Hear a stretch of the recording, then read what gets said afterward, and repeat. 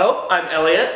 And I'm Phineas. And we're the Peters Bros. And welcome to This Week in Geek.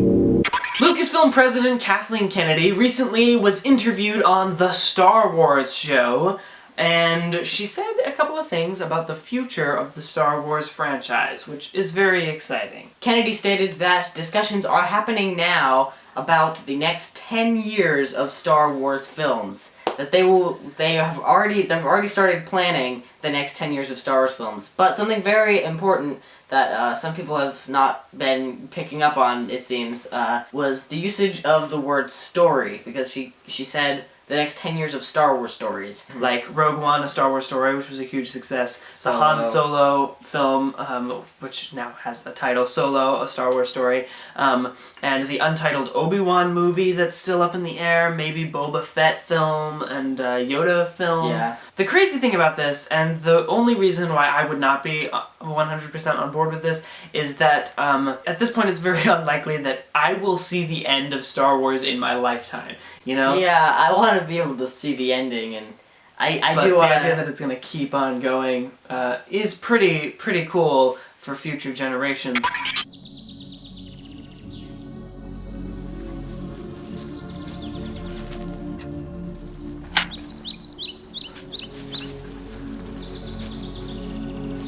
Come hither, Loki, thou art holding up the search. I'm bored. Can we go back to Asgard? If you hadn't banished father to Midgard, we wouldn't be here seeking him out in the first place. But Thor... No buts! Thou art slovenly in thy gross misconduct. What is that? Dost thou not hear the words that I have spake? Maybe if you had taken your nose out of your private affairs for a moment, you would have seen my trick a little earlier and wouldn't be in such a dire search. Mayhap, if you had cast aside your need for tricks, we would not be amid this mess now! Touché. How shall we proceed? We could see our new movie and find out. Pray, what debris is this? Speak now or lose thy silver tongue forever! Pray, repeat that last sentence. I said, our movie, Thor Ragnarok.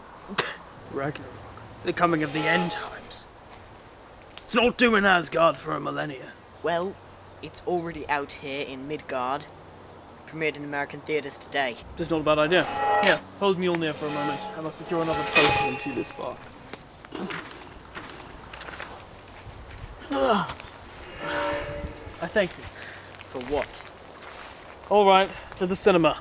We must attend the film in order to find our father. Forward! We don't have any money.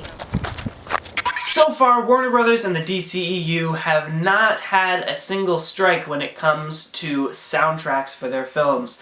That is mostly because Hans Zimmer has scored the DCEU films, with the exception of Suicide Squad. He is a veteran of creating these fantastic orchestral scores for superhero movies. He did Christopher Nolan's Dark Knight trilogy, and along with Hans Zimmer, we had Junkie XL creating some pieces. So it came as a big surprise to all of us when we learned that neither Hans Zimmer nor Junkie XL would be scoring the new Justice League film. And instead it is Danny Elfman, who I think that's a good choice. He definitely, I don't think he even gets enough credit for what he does. It's interesting because he did some stuff for Marvel. He wrote a couple pieces for the Captain America, the First Avenger film, as well as scoring the entirety of Avengers Age of Ultron. It has created probably the most memorable superhero movie score ever with 1989's Batman. And here is where the story gets interesting, because apparently he is bringing back that iconic Batman theme for Justice League. Many people are very excited about this score coming back. It's something that, for the most part, is pretty unheard of when it comes to reboots. Yeah, I don't even know what to think about it. I don't know if you guys have noticed, but Ben Affleck is not Michael Keaton.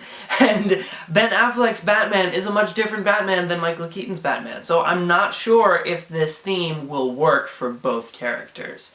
It's definitely a great theme. It's haunting and exciting, just like the character Batman is, but I just don't know if it will work. Who wants to find out what's behind door number 9?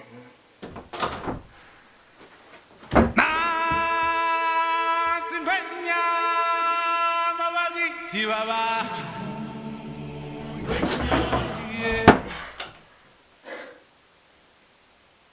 Okay.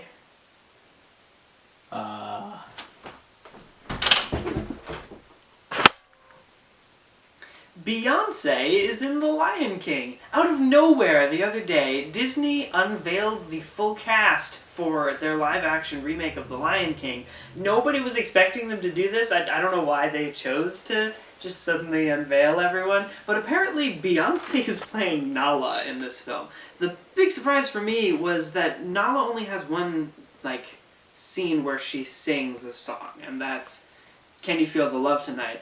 And if they're casting a singer like Beyonce, then my guess is that they're going to add in some new musical number. We saw plenty of added musical numbers in the live-action Beauty and the Beast, and those worked great. So if they have the same people working on this next one, if they could get Elton John back, that would be pretty cool to write some new songs for the live-action film.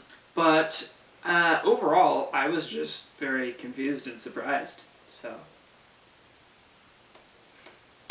Thanks for watching, everyone. If you liked this episode, be sure to check out all the other episodes of This Week in Geek. The playlist is in the description box below. Subscribe if you are new or haven't subscribed to our channel yet, so that you do not miss an episode of This Week in Geek. There's a new one every single Friday. Share this video with your friends and family. If there are any movie fans in your family or friend base that you know who would be interested in some of the segments we talked about today, then please share it with them. Comment below with your thoughts and feelings about the news that we shared. If you're going to see Thor Ragnarok, we'd love to hear about it.